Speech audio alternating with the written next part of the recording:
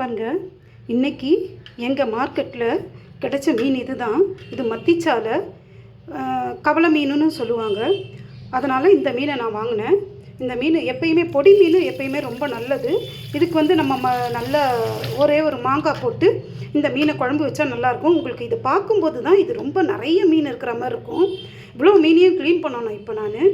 So இது இந்த தலையும் இதை இதனோட செதிலெல்லாம் எடுத்துட்டு இந்த தலையும் வாலும் கட் பண்ணால் இது நெத்திலி மீன் சைஸ்க்கு தான் இருக்கும். அப்போ ஒரு குழம்பு வைக்கும்போது ஒரு 25-30-40 மீன் போட்டோம்னா அது நெத்திலி மீன் குழம்பு மாதிரி தான் இருக்கும். அவ்வளோ சின்ன சின்னதாக ஆகிடும் இந்த ரெண்டு தலையும் வாலையும் எடுத்தோம்னா. ஸோ அதனால் இன்றைக்கி இந்த மீன் வாங்கினேன். இது ரொம்ப ரேராக கிடைக்கும். மேலும் எனக்கு சனி ஞாயிற்றுக்கிழமை மட்டும்தான் மார்க்கெட் போகிறதுக்கு டைம் இருக்கும். அதனால் இந்த மீன் வாங்கினேன். அப்புறம் எறா கொஞ்சமாக வாங்கினேன். எறா நான் எல்லாத்தையுமே க்ளீன் பண்ணி எடுத்து பார்ட்டாக தனியாக வச்சுட்டேன்னா எனக்கு ஆஃபீஸ் போகும்போது சில நாள் செஞ்சு கொண்டு போகிறதுக்கு எனக்கு வசதியாக இருக்கும். அதனால் இப்படி வாங்கி வச்சுக்குவேன்.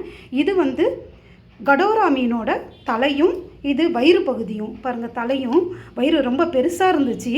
கொஞ்சம் ஃபேட்டு தான். வயிறு பகுதி எப்பயுமே ஃபேட்டுன்னு சொல்லுவாங்க. இருந்தாலும் வயிறு பகுதிக்கு டேஸ்ட் அதிகம். ஸோ அதனால் இந்த கடோரா மீனோட ரொம்ப அப்படியே பார்த்திங்கன்னா அது வாயில் அதோட வாயில் தூண்டில் முதல் கொண்டு இருந்துச்சு.